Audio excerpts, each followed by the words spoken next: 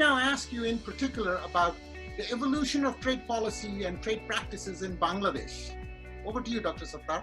First of all, when Bangladesh became independent in 1971, we actually inherited whatever baggage that was left from the Pakistan times. For 2 decades, until the end of 1980s, we followed that kind of very high protected import substituting regime that produced neither industrialization, nor created jobs, nor generated growth.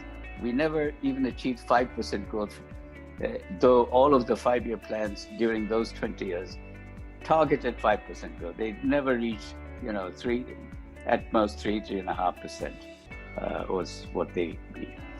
But in the 1990s, we changed direction.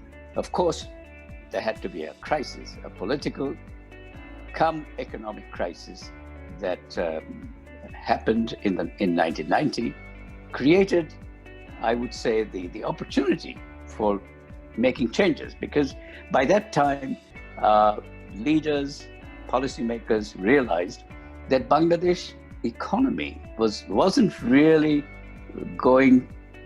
was becoming dynamic enough.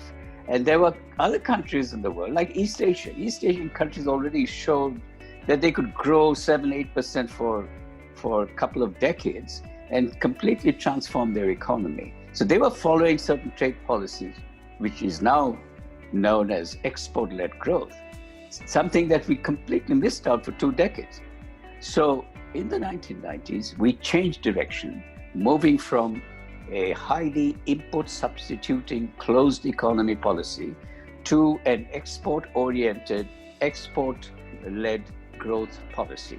In addition to trade policy, there were also macroeconomic policies and other supporting policies.